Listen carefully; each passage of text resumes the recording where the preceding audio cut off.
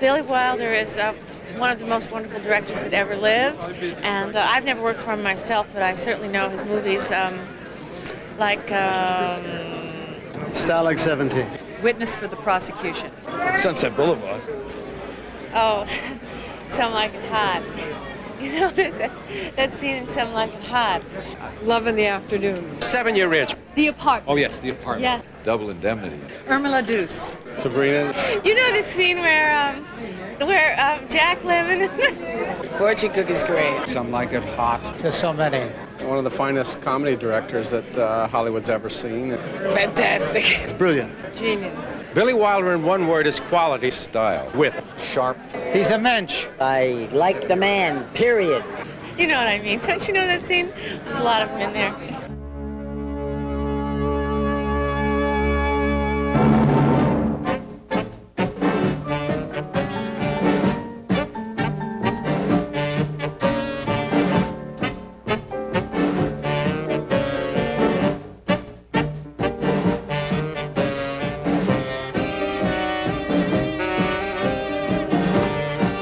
Daphne, you're leading again. Sorry.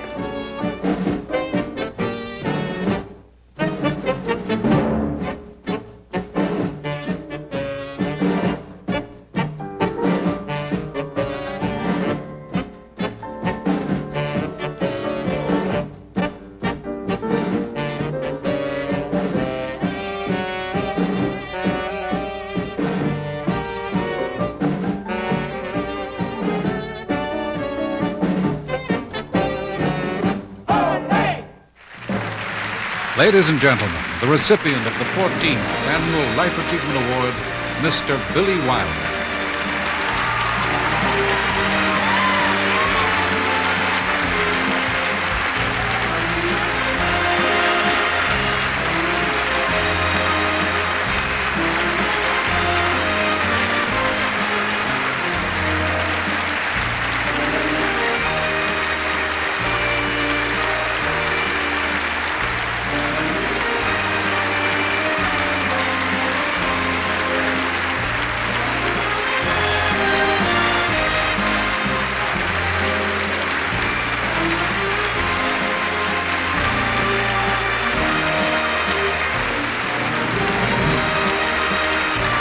From the Beverly Hilton Hotel, the American Film Institute presents the 14th Annual Life Achievement Award, a salute to Billy Wilder.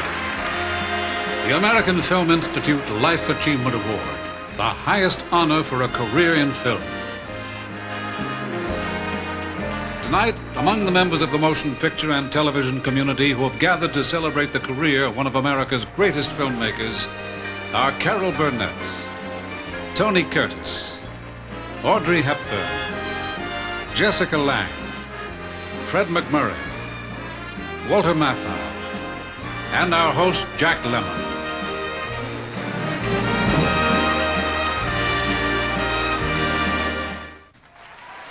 Ladies and gentlemen, the star of 7 Billy Wilder films, Jack Lemmon.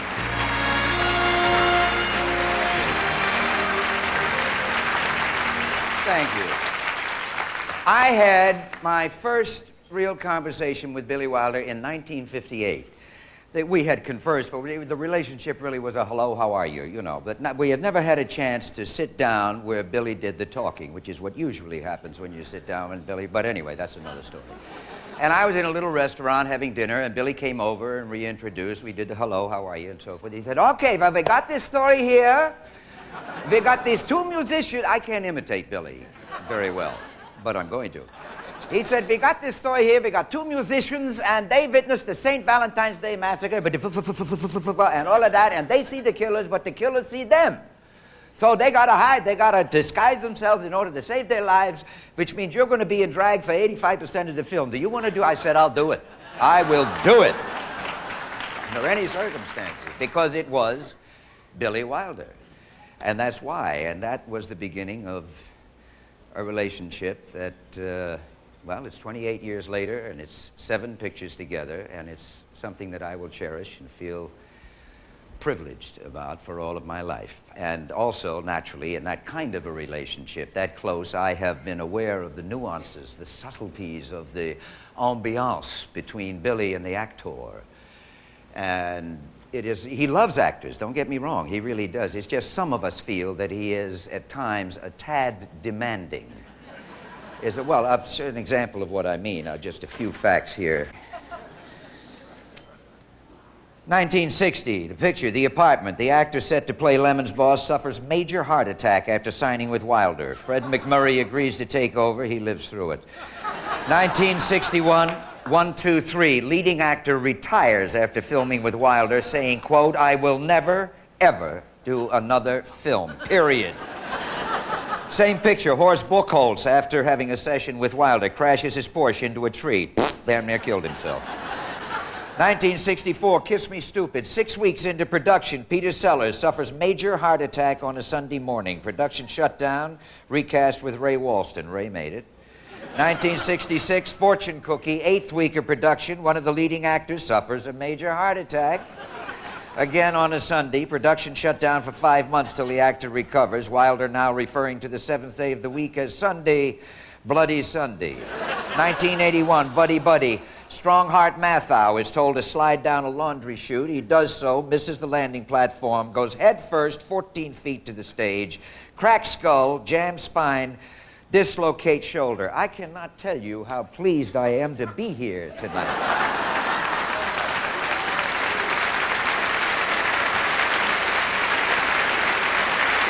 Nevertheless,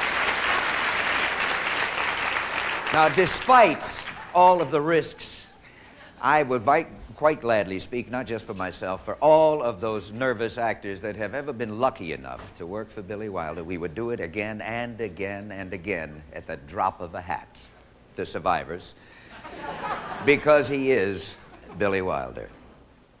Now, each year, the American Film Institute gives its Life Achievement Award to an artist whose work has withstood the test of time. And Billy once said a wonderful thing to me. He said, remember, you are as good as the best thing you've ever done. And if that is true, then Billy Wilder is as good as some of the best films that this world has ever seen. And now,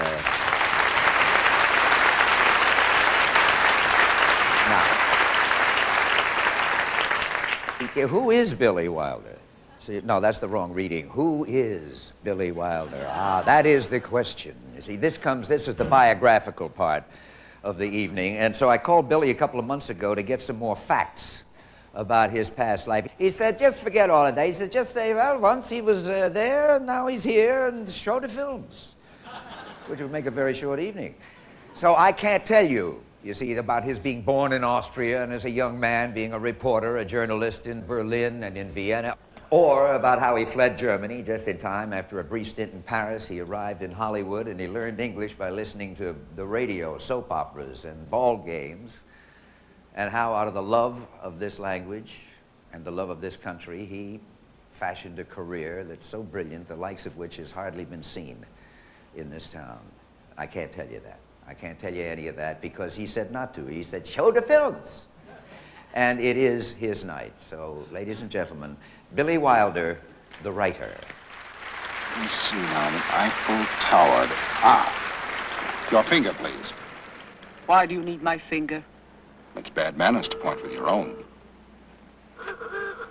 There, the Eiffel Tower. And where are we? Where are we? Now, let me see, where are we? Ah, here we are. There you are, and here am I. Feel it? I'm interested only in the shortest distance between these 2 points. Must you flirt? Well, I don't have to, but I find it natural. Suppress it. Heidi-ho! Don't tell me I'm too late for class, Professor. Say, what is that? Those are my colleagues. Oh. I must apologize for their lack of costume. Oh, that's all right, Professor. The fact that I haven't got my tie on and... Oh, you know, once I watched my big brother shave. Did you hear that? It's 12 o'clock. It's midnight. Look at the clock. One hand has met the other hand. They kiss. Isn't that wonderful? That's the way a clock works. What's wonderful about it? Ninotchka, it's midnight. One half of Paris is making love to the other half. You merely feel you must put yourself in a romantic mood to add to your exhilaration. I can't possibly think of any better reason. That's false sentimentality. Oh, you analyze everything out of existence. You'd analyze me out of existence, but I won't let you. Love isn't so simple, Ninotchka. Ninotchka, why do doves bill and coo? Why do snails, the coldest of all creatures, circle interminably around each other? Why do moths fly hundreds of miles to find their mates? Why do flowers slowly open their petals? Oh, Ninotchka, Ninotchka, surely you feel some slight symptom of the divine passion. A general warmth in the palms of your hands. A strange heaviness in your limbs. A burning of the lips that isn't thirst, but something 1,000 times more tantalizing, more exalting than thirst. You're very talkative.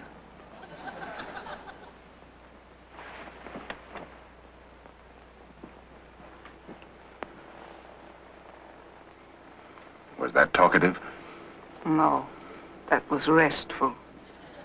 Again.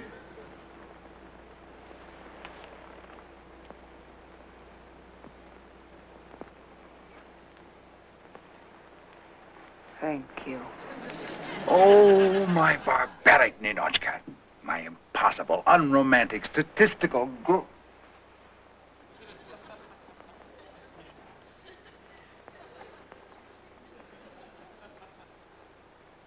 Again.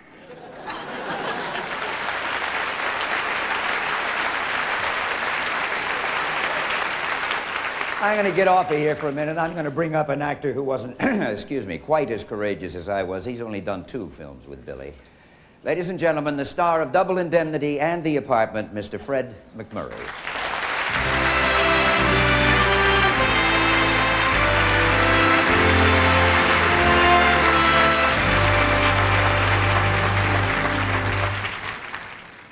Back in 1944, when Billy gave me the script of Double Indemnity, I was really thrilled because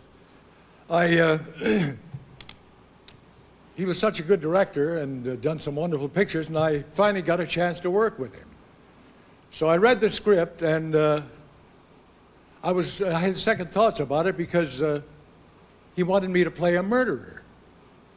Barbara Stanwyck and I knocked her husband off, and well, up to that time, I'd only done comedies, and I had kind of an image, I thought, and I was always the good guy. I always got the girl, and I thought, you know, if I did a part like this, I could lose whatever fans I had, if any. And so then the next day, I was having lunch at Paramount in the commissary, and Billy came up and said, "Did you read the script?" And I said, "Yeah, I read it, Billy, and gosh, it's just terrific. It's really a wonderful script, and it's going to make a wonderful picture. But I am sorry, but I just can't do it." You know, between you and me, it wasn't the fan and the image stuff. It was really the fact that it's the first time I'd been offered a part which would require, in my mind, acting.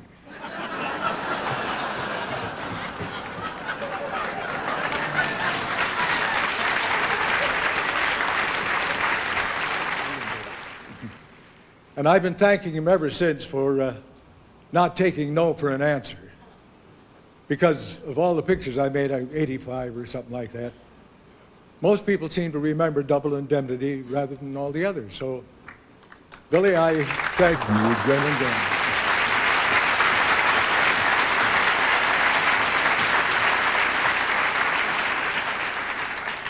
They say a filmmaker is every character he creates. So if you're still asking who is Billy Wilder, maybe the truth is he's been telling us for years, on film. What you tell me was engraved on that anklet? Just my name. As for instance? Phyllis. Phyllis, huh? I think I like that. But you're not sure. I'd have to drive it around the block a couple of times. Mr. Neff, why don't you drop by tomorrow evening around 8:30? He'll be in then. Who? My husband. You were anxious to talk to him, weren't you? Yeah, I was, but I'm sort of getting over the idea, if you know what I mean. There's a speed limit in this state, Mr. Neff. 45 miles an hour. How fast was I going, officer? I'd say around 90. Suppose you get down off your motorcycle and give me a ticket. Suppose I let you off with a warning this time. Suppose it doesn't take. Suppose I have to whack you over the knuckles. Suppose I bust out crying and put my head on your shoulder. Suppose you try putting it on my husband's shoulder. That tears it.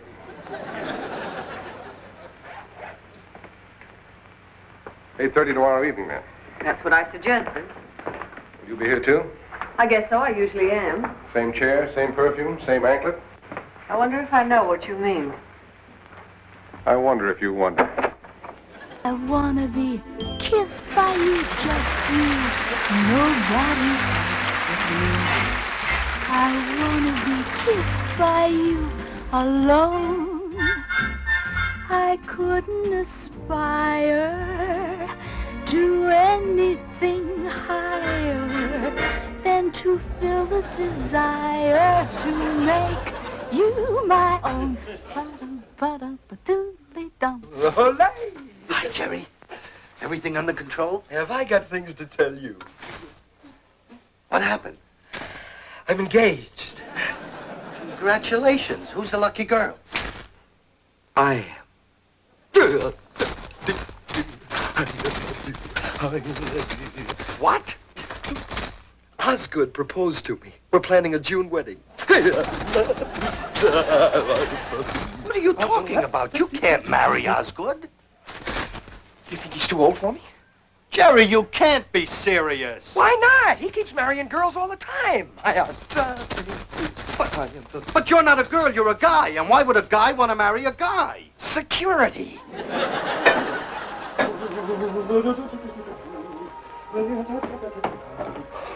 I see you bought some napkins. Yeah, might as well go all the way. You know, I used to live like Robinson Crusoe. I mean, shipwrecked among 8 million people. And then one day, I saw a footprint in the sand, and there you were. It's a wonderful thing. Dinner for two? You usually eat alone? No. Sometimes I have dinner with Ed Sullivan. Sometimes Dinah Shore, Perry Como. The other night I had dinner with Mae West. Of course, she was much younger then. Cheers. Cheers. Goodbye, Fingal. Goodbye, Mrs. Flanagan.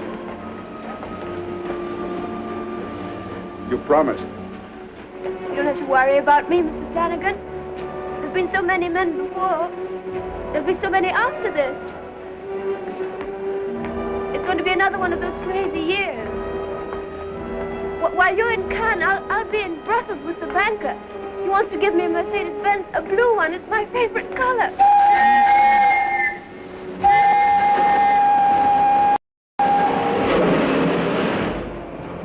And while you're in Athens, I'll be with the Duke again in Scotland. But I don't know whether I'll go yet. Because another man's asked me to spend the summer with him in Deauville. He owns racehorses. He's very rich. He's number 20. I mean, number 21, you're number 20. So you see, Mr. Flanagan, I'll be perfectly all right.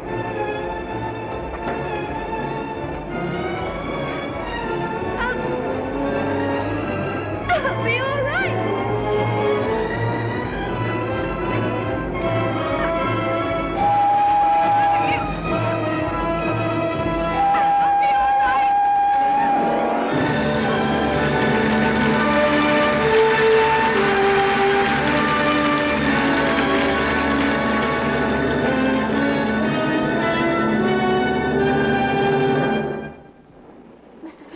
What are you doing? Be quiet, Ariane. Be quiet.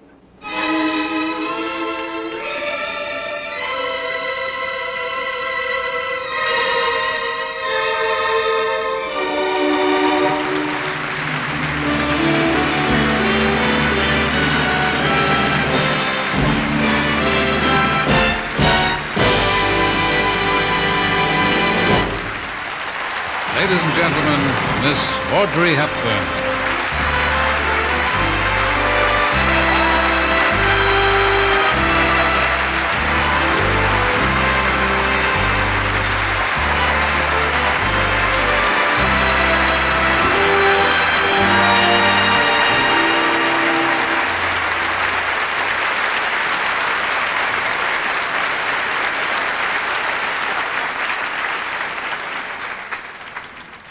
I've been given a lot of advice about what not to say to Billy tonight, as praise and sentiment might make him leave the room. But one can't just work with a wonderful, witty, tender, brilliant, unique genius and not at least say thank you. Thank you, Billy, for letting me do Sabrina and Love in the Afternoon with you.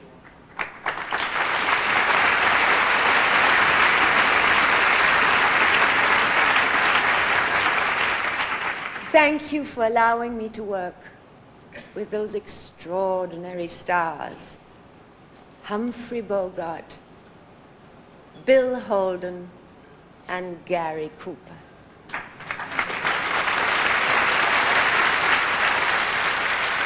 Thank you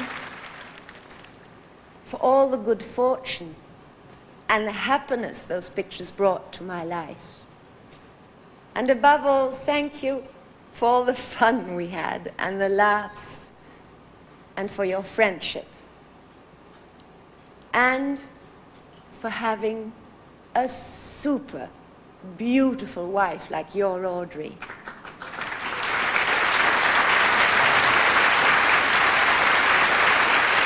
And before you leave the room, I love you very much.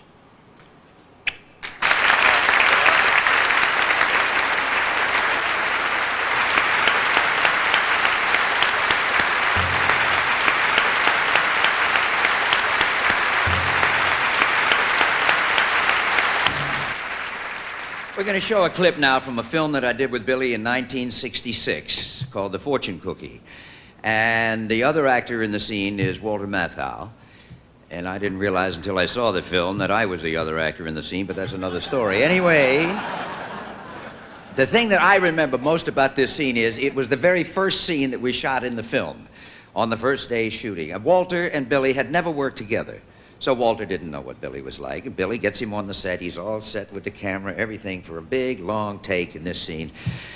And Walter did not know that Billy now and then gives in to an irresistible urge that he gets to act out your part in the scene. God, he can go for 5, 10, he'll go off into scenes that I aren't going to shoot for 2 weeks if it's the next page. He just, all of his dialogue, the movements, everything else and so forth. And Walter just sat there. Well, he is the worst actor I have ever seen in my life.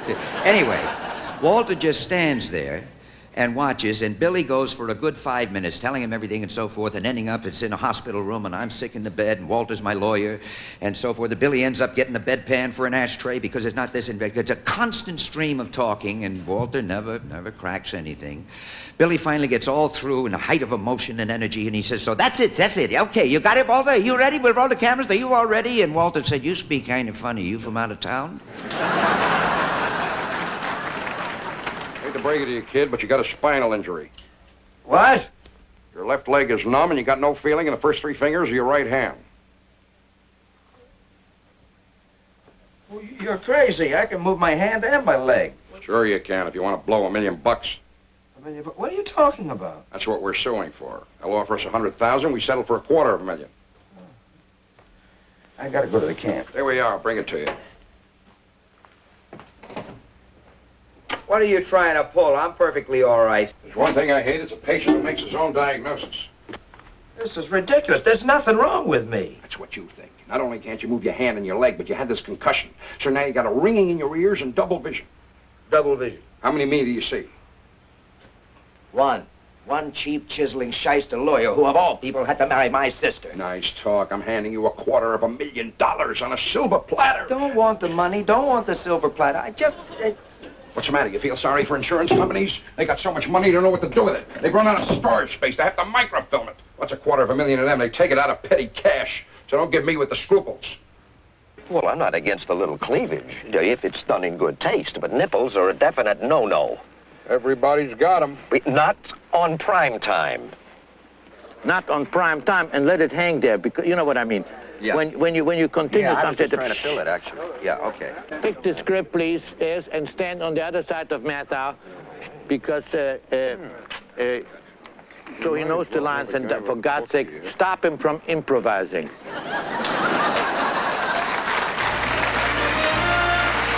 Ladies and gentlemen, Walter Matthau.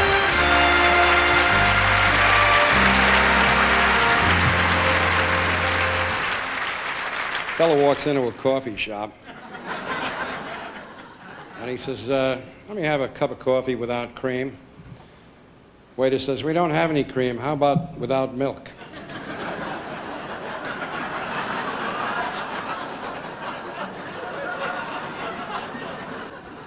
Same movie, Ninotchka. Lady gets off a train in Paris. She's been sent by the Central Committee of the Communist Party to organize things in Paris. Porter picks up her bags. What are you doing? She inquires. Porter says, I'm carrying your bags. That's social injustice, she said. Depends on the tip, the porter replied.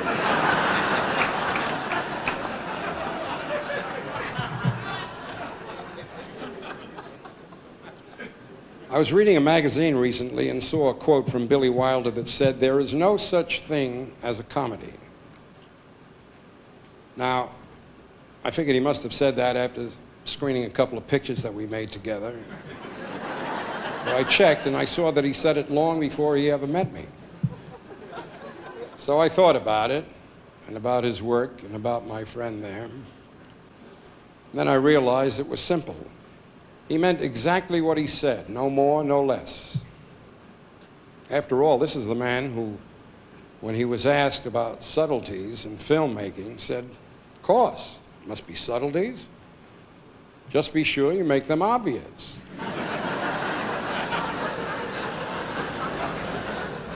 You see, Billy doesn't see the comedy or the tragedy of the world.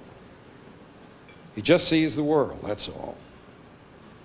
He sees what we all see, and sometimes he sees it a little cockeyed, which only goes to say that he sees it a little clearer than the rest of us. He sees the worst in the best of us, and the best in the worst. And most important, he has the wit and the talent and the courage to tell us about it. And I say we owe him for that. Billy's been accused of being a cynic. Well, if that's true, then the greatest blessing I can wish on any of us is to be so cynical. So cynical to have his ability to look around at the world and the guts to laugh in its face. Because in the vision and in the world of Billy Wilder, we can always rest assured that the situation is definitely hopeless, but not serious.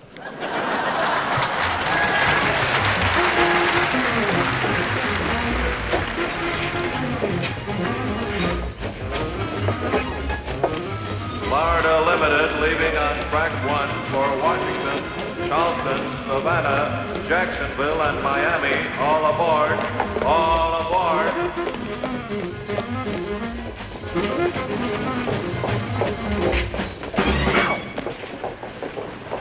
What's the matter now? How do they walk in these things, huh? How do they keep their balance? Must be the way the weight is distributed. Now, come on. It is so drafty. They must be catching cold all the time, huh? Will you quit stalling? We're gonna miss the train. I feel naked. I feel like everybody's staring at me. With those legs, are you crazy? Now, come on. Uh-oh.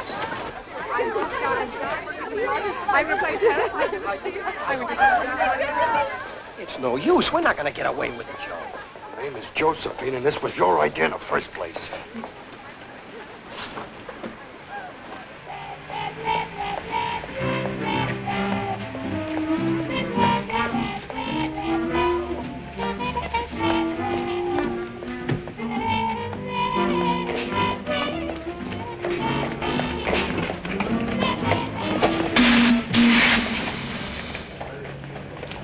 Look at that.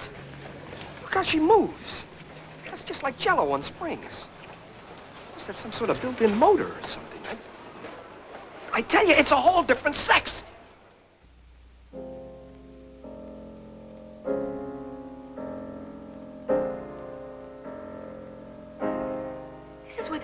classical music, isn't it? Yes. I could tell because there's no vocal. If your people are Swedish, suppose you say something in Swedish. I want to... Daphne! Sugar! I want to thank you for covering up for me. You're a real pal. It's nothing. I just thought that us girls should stick together. If it wasn't for you, they would have kicked me off the train. I'd be out in the middle of nowhere, sitting on my ukulele. Oh, it's freezing outside. I mean, when I think about you and your poor ukulele. If there's ever anything I can do for you, I can think of a million things. That's one of them. That's the way for time for a little nap. Oh, get out. Betty, bye. We'd better go upstairs now. Get undressed and lie down. What a nauseating prospect. Look, Mrs. Mendoza, they're having a rosary at that little church this evening. I want you to be there. I don't go to church. Kneeling bags my nylons. It's very attractive. Has atmosphere. Used to be a studio. A painter once lived here. Poor guy, he was starving. Tried everything. Even cut his ear off. Well, Van Gogh? No, I think his name was Schwartz. Would you believe it? I'm an artist myself. I believe it. See this bed? Yes? I painted it. Another bridesmaid? Flower girl! Sugar, what do you think you're doing? I told you, I'm not very bright. Let's go! You don't want me, Sugar. I'm a liar and a phony. A saxophone player. One of those no-good-nicks you keep running away from. I know, every time. Sugar, do yourself a favor. Go back to where the millionaires are. The sweet end of the lollipop, not the coleslaw in the face, the old socks, and the squeezed-out tube of toothpaste. That's right, pour it on. Talk me out of it.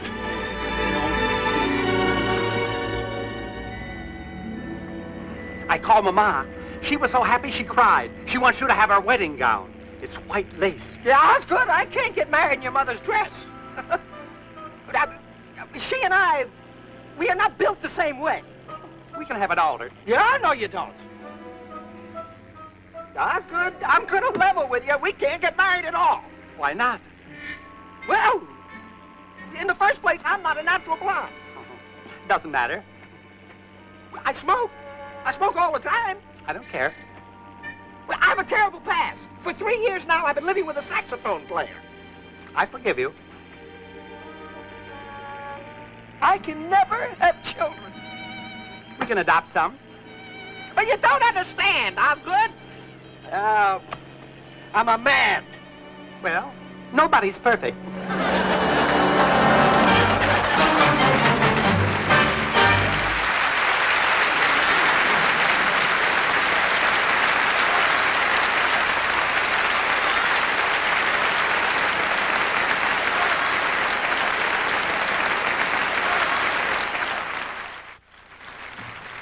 Now, if any of you have been sitting there mulling over what I said about the perils of working with Billy, and you happen to think that I'm in line to get a Medal of Valor or something, I'm not. There's somebody who is in line ahead of me.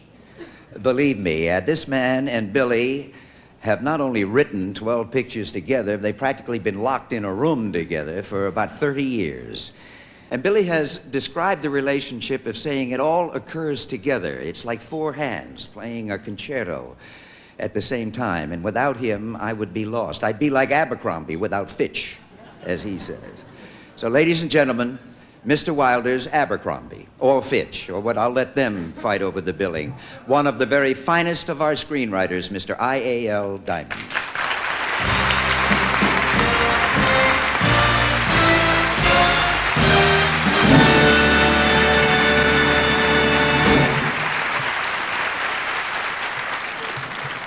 Tonight we've been looking at clips from a lot of old pictures.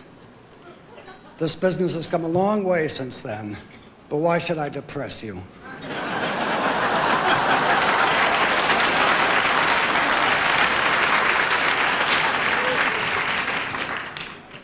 Billy is fond of quoting a line from Voltaire.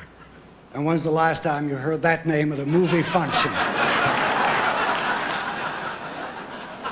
The line goes, the best is the enemy of the good. Time and again, we would finish a scene to my satisfaction, and Billy would say, all right, we've got that in the bank. Now let's see if we can't find a better way to do it. Another line I heard constantly for over 25 years was, don't give me logic, give me emotion. And sooner or later in the course of any argument, I would hear, I think you're secretly in the pay of Joe Mankiewicz and are out to sabotage me.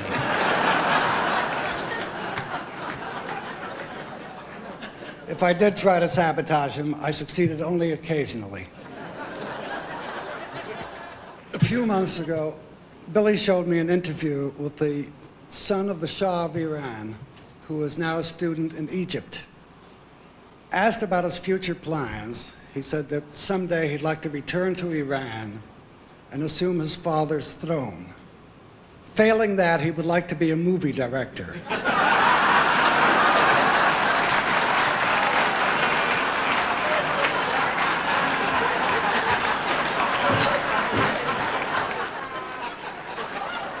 There's hope for this industry yet.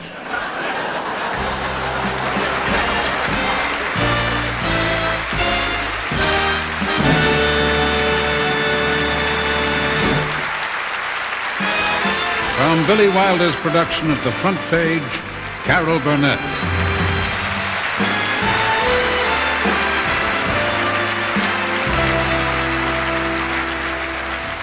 Dear friends, we're gathered here to celebrate the fame of someone who so well deserves the world's acclaim. How beautifully the compliments we hear are strung, and how trippingly they scamper from the speaker's tongue. But I really think that praises, those laudatory phrases, should be sung. Hit it. Oh, I'm just wild about Billy. There's no one wilder than he. When he says action, satisfaction's always a guarantee. His list of wonderful movies can keep us watching all night long. Oh, I'm just wild about Billy. To that sophisticate, double hyphenate, I'm dedicating my... All right, Mr. Wilder, I'm ready for my close-up.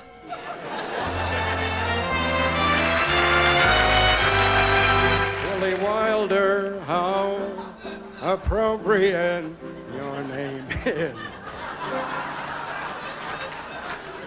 Wilder than a bull, but gentle as a lamb. You were brought up on the waltzes of Vienna. Still, you'd rather hear some jazz musicians jam. Do you really take your Walkman out to dinner just so you can keep up with the Dodgers score? Audrey says you're a hell of a dancer, debonair like Fred Astaire like, and your Oscars say you know the answer, so all the world is waiting for some more.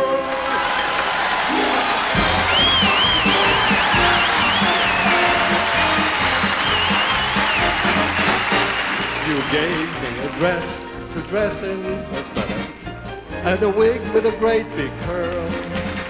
And now, Billy, I'm confessing, I enjoy being a girl. With Marilyn I shared an upper, all dressed up like a girl should be. But I met Joey Brown for supper. He proposed, what a surprise. Wanting a girl, wanting a boy like me. Well, nobody's perfect. Well, that's our musical tribute. It's the least that we could do to sing some songs about Billy.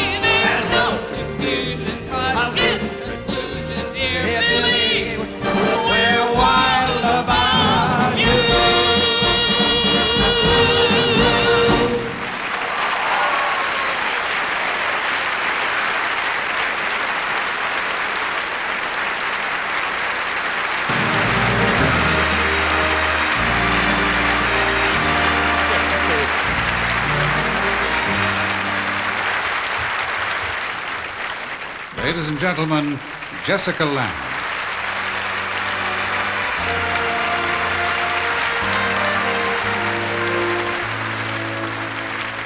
12 years ago, I was living in Paris studying mime.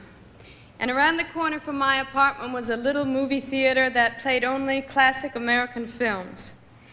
And the one film that had been playing for the entire year was Some Like It Hot. I'd never seen it before, but after the first time, it so enchanted me that I kept wandering back. Time and again, I'd find myself sitting in the theater on days when I'd be feeling lonely or when I just wanted to laugh. I'd found after years of living in Europe, what I'd come to miss most was that great American sense of humor. And somehow watching this film connected me with a feeling of home. In fact, it made me want to come home, and it made me want to make movies. So when I heard that they were going to honor Mr. Wilder tonight, I asked if I might be a part of it.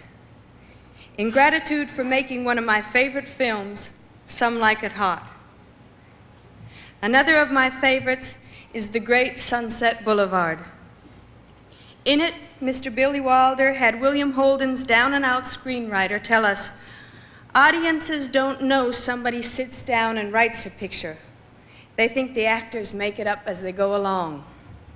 So for myself and every other actor working today and tomorrow, we just want to thank you, Mr. Wilder, for everything you've given us to carry away into our lives and into our work, and hope there will always be writers and directors like you to guide us toward forever making up films like this.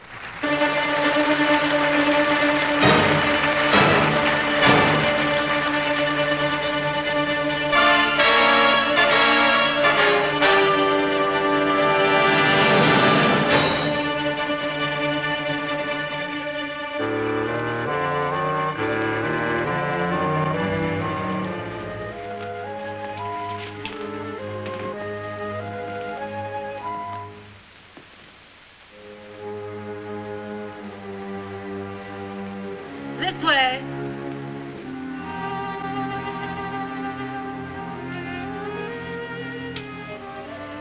In here. I put him on my massage table in front of the fire. He always liked fires and poking at them with a stick.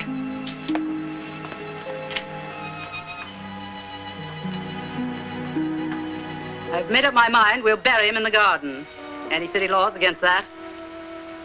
I wouldn't know. I don't care anyway. I want the coffin to be white, and I want it specially lined with satin. White or deep pink. Maybe red, bright flaming red. Let's make it gay.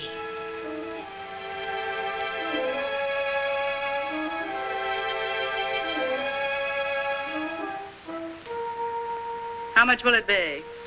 I warn you, don't give me a fancy price just because I'm rich. Lady, you got the wrong man. I had some trouble with my car, a flat tire. I pulled into your garage until I could get a spare. I thought this was an empty house. It is not. Get out. I'm sorry. I'm sorry you lost your friend. And I don't think red is the right color. Wait a minute, haven't I seen you before? I know your face. Get out, or shall I call my servant? You're Norma Desmond. Used to be in silent pictures, used to be big. I am big. It's the pictures that got small.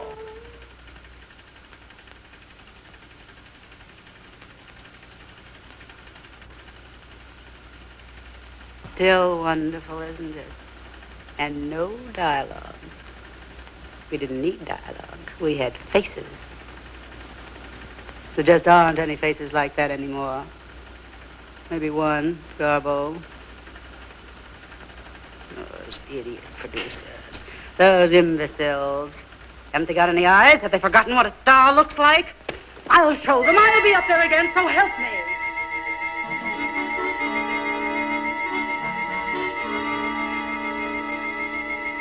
What's happening up there? Any statement? Why did you do it? Is there a confession? Everything set up, gentlemen? Just about. Lights ready? All set.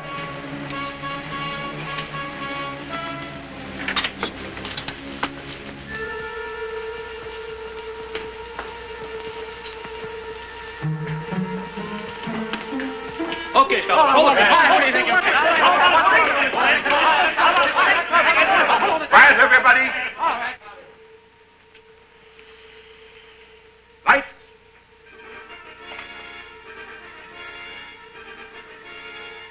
Are you ready, Norma? What is the scene? Where am I? This is the staircase of the palace. Oh, yes. Yes. Down below, they're waiting for the princess. I'm ready. All right. Cameras.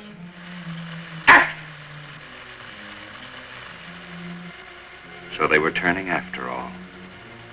Those cameras. Life, which can be strangely merciful, had taken pity on Norma Desmond.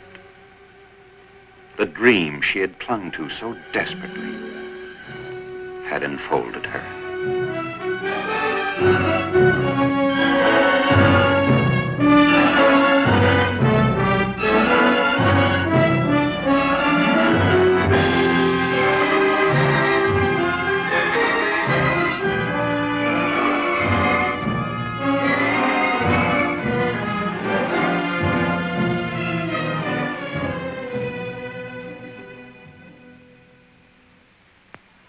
I can't go on with the scene. I'm too happy. Mr. DeMille, do you mind if I say words? Thank you. I just want to tell you all how happy I am to be back in the studio, making a picture again. You don't know how much I've missed all of you. And I promise you I'll never desert you again. Because after Salome, we'll make another picture and another picture. You see, this is my life. It always will be. There's nothing else. Just us. And the cameras. And those wonderful people out there in the dark. All right, Mr. DeMille, I'm ready for my close-up.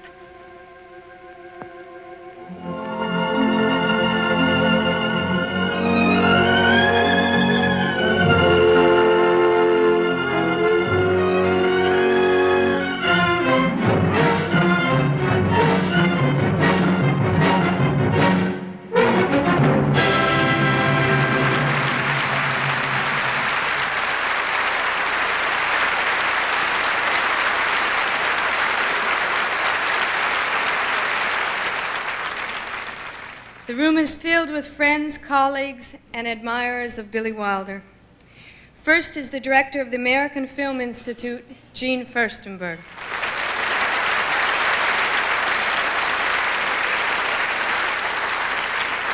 A question the Film Institute asks every day is, will there be filmmakers of the quality of Billy Wilder in the future? We attempt to answer that question at the Center for Advanced Film Studies. Our conservatory has produced some of today's most talented filmmakers. Tonight, I'd like to introduce one of tomorrow's filmmakers. Jonathan Polanski is the recipient of the Billy Wilder Scholarship, sponsored by the Remy Martin Foundation. He is with AFI's board chairman, Richard Brandt.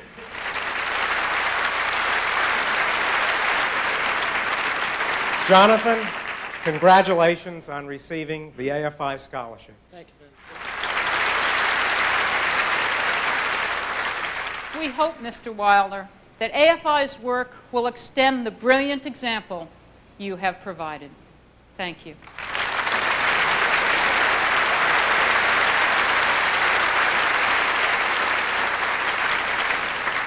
He began his distinguished film career over 50 years ago, and he's still the newest star in town, Mr. Don Amici.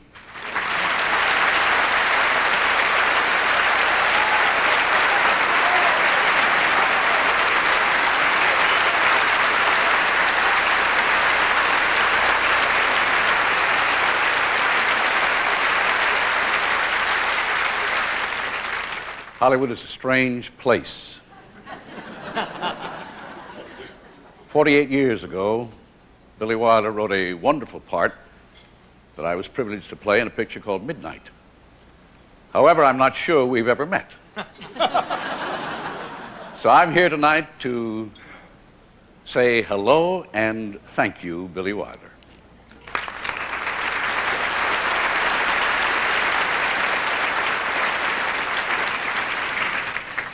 From the front page, Charles Durning.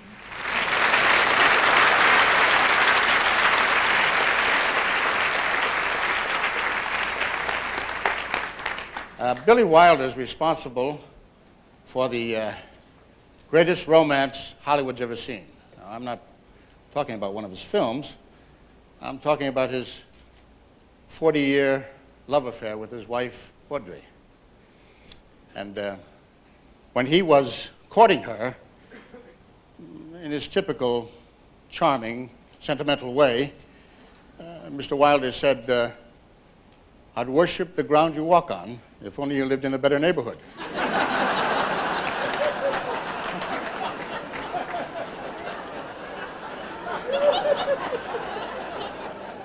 Which is probably why she told us that before Billy Wilder was Billy Wilder, he behaved like Billy Wilder. To the once, present, and future, Mr. and Mrs. Billy Wilder.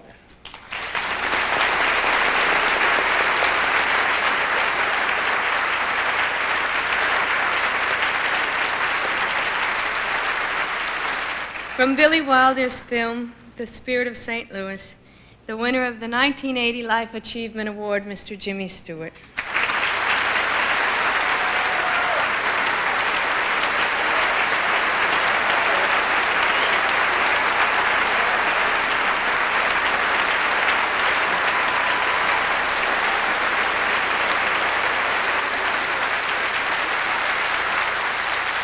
Billy, I will be eternally grateful to you for your making the story of Charles Lindbergh into a film. Thank you very much.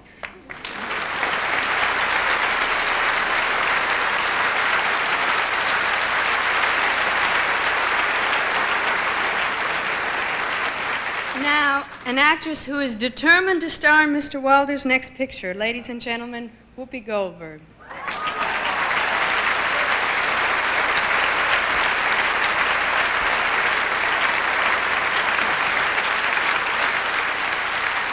I put this dress on for you. Tonight we've seen the wonderful films Billy Wilder made. But I think it's time somebody paid tribute to the ones he wanted to do but never got around to. For instance, there was his existentialist version of Oedipus. He described it as a boy marries his mother, they live happily ever after for 20 years, then he finds out she's not his mother and he kills himself. I like that. Then Mr. Wilder planned a big screen biography on the life of Nijinsky. Only when he told the story of the great dancer to Sam Goldwyn, Goldwyn looked at him like he was crazy. He said, "What kind of picture is that, a main character who ends up in a mental institution thinking he's a horse?" Mr. Wilder calmly explained, "Yes, but my version, there's a happy ending. He wins the Kentucky Derby."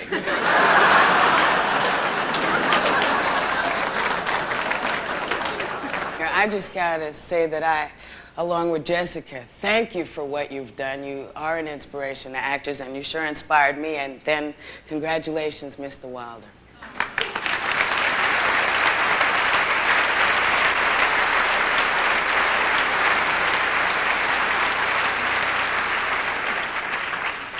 The star of the first film Billy Wilder ever directed, The Major and the Minor, Miss Ginger Rogers.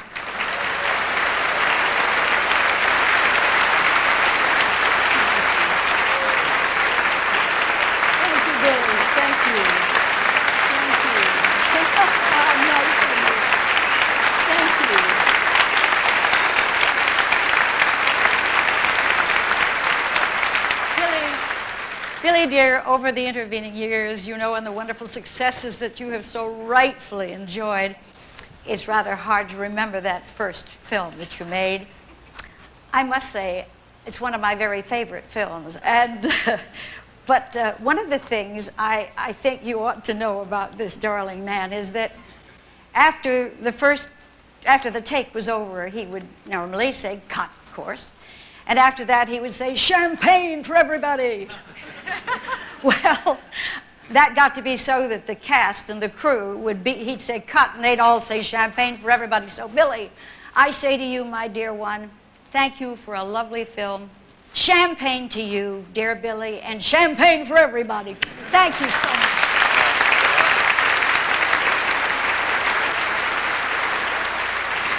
Thank you, Mr. Wilde.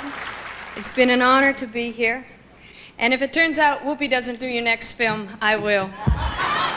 Congratulations.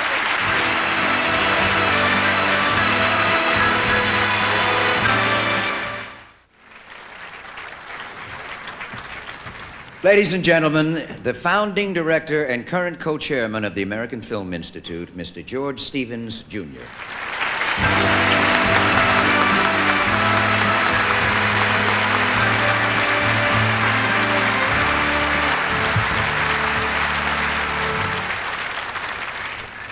He has been known to quote a fellow writer, George Bernard Shaw, who said, "If you want to tell the people the truth, you better make them laugh, or they'll kill you." Billy Wilder, with his rare blend of the old world and the new, of comedy and drama, of cynicism and romance, has been telling us the truth and making us laugh for nearly half a century. The American Film Institute exists to foster quality and lasting value in motion pictures and television. Therefore, we present this Life Achievement Award to filmmakers whose work stands that sternest, important test, the test of time. There was another writer, Aristotle, who said, "The excellent becomes permanent. Once seen, it is never completely lost." Billy translated that from the Greek to read, "If you can make something lasting and get 10% of the gross, what's wrong with that?" The millions of us who have watched in the dark these many years have been touched by this man who can see straight through into our hearts and at the same time entertain us in films that are as complex and surprising as our lives. So we thank Billy Wilder for telling us the truth and for making us laugh in films that will live forever.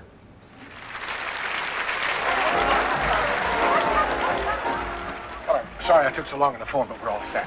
All set for what? I rented a car. We'll be here at 1 o'clock. We're driving down to Atlantic City. Atlantic City? Oh, I know it's a drag, but you can't find a hotel room in town, not on New Year's Eve. Ring out the old year, ring in the new, ring-a-ding-ding. I didn't plan it this way, Fran. Actually, it's all Baxter's fault. Baxter? Hey, wouldn't give me the key to the apartment. He wouldn't? No, he just walked out on me. Quit. Threw that big fat job right in my face. The nerve. Yeah, little punk. After all I did for him. Said I couldn't bring anybody to the apartment, especially not Miss Kubelik. What's he got against you anyway? I don't know. I guess that's the way it crumbles. Cookie-wise. What are you talking about? I'd spell it out for you, only I can't spell.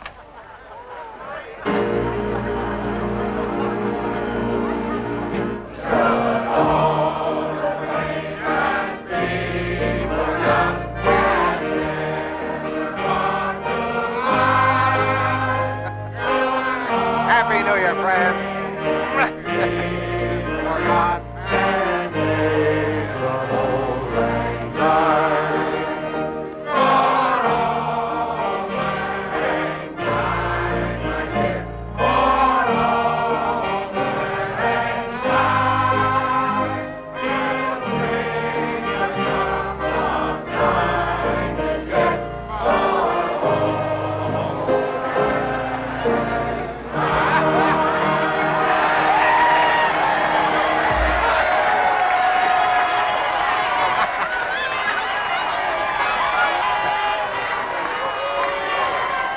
Fran?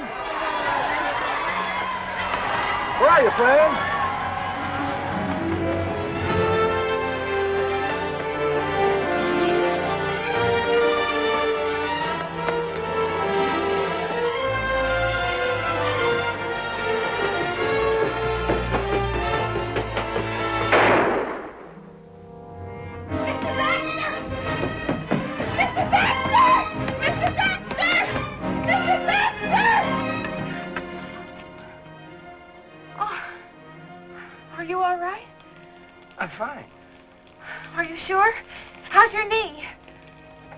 I'm fine all over. Mind if I come in? Of course not.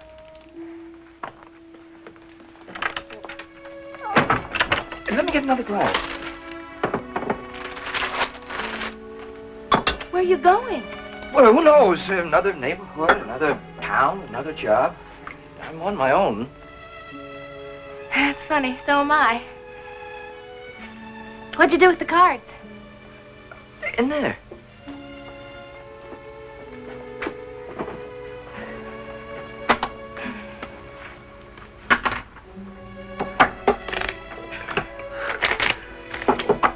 What about Mr. Sheldrake? We send him a fruitcake every Christmas. Cut. I love you, Miss Kubelik. 3. Queen. Did you hear what I said, Miss Kubelik? I absolutely adore you. Shut up and deal.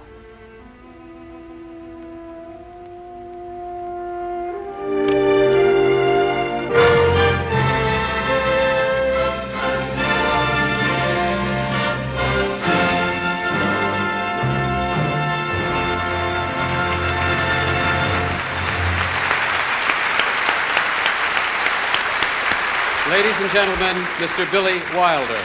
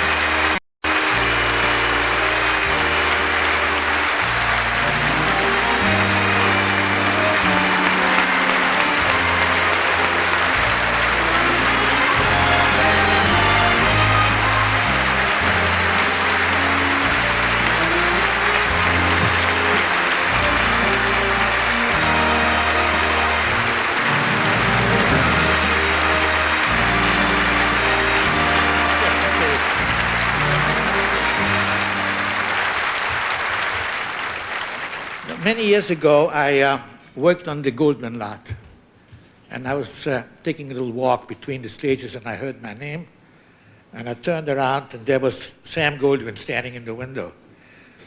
And he says, "Wilder, what's the matter with you? You look depressed." And I said, "I am depressed, Mr. Goldwyn, because my last picture, down the tubes." And he says, "Wilder, when are you going to learn? In life, you have to take the bitter with the sour."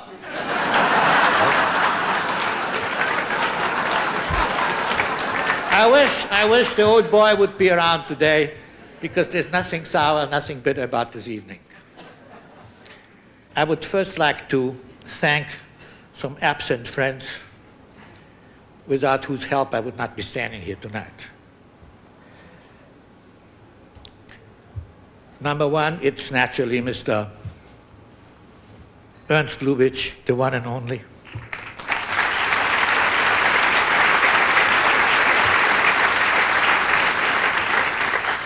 Arthur Hornblow Jr., who gave me my first chance.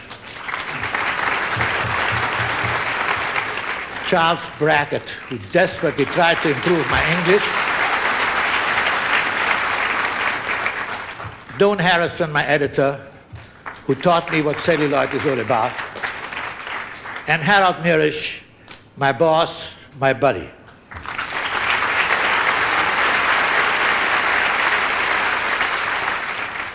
And of course, all those faces up there, they did not hurt, believe me. They, some of them, most of them are gone, but they're not forgotten. Gary Cooper, William Holden, Ty Power, Gloria Swanson, Humphrey Bogart, Eric Van Stroheim, Marilyn Monroe, Eddie Robinson, Maurice Chevalier, Charles Lawton. Man, what a picture you could cast up there. With the score by Beethoven, naturally, and the sets by Michelangelo, and additional dialogue by W. Shakespeare, and of course, ultimately it will all wind up in a turnaround. Now then,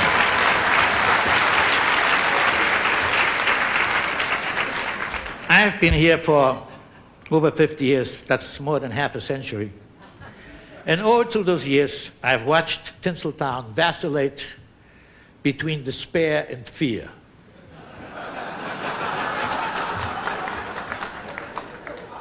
First, it's going to be the sound that will kill us. Then it was going to be television, then cable, then pornography, then cassettes, and now that terrifying new word, microchip. They tell me that those guys working in the Silicon Valley, they really believe that pretty soon we will not need theaters anymore, nor studios for that matter. We will have, or they will have invented tiny little screens which you can attach to your steering wheel, or big 20-foot screens on the ceiling of your bedroom. And then someday somebody is going to press a button and send the signal to a satellite, which in turn will light up 5 million screens all the way from Albania to Zanzibar. Fantastic, isn't it? Just unbelievable. All the hardware is there, beautifully programmed, bravo, except for one little detail. What about the software? What are we going to do on all those screens? Who is going to write it? Who is going to direct it? Who is going to act it? For all I know, these wise guys are trying right now to supplant the human factor, microchips that will replace the human brain and the human heart. Mechanical gadgets that can simulate emotions, dreams, laughter, tears. Well, so far they have not succeeded. Not yet anyway. So relax, fellow picture makers. We are not expendable. The fact is, the bigger they get, the more irreplaceable we become.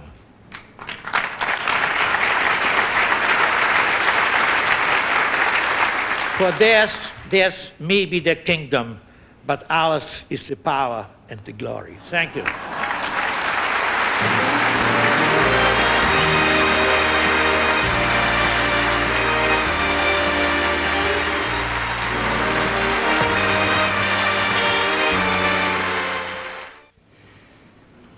Billy, this has been an evening and a lifetime that all of us are very, very proud to have been just a part of.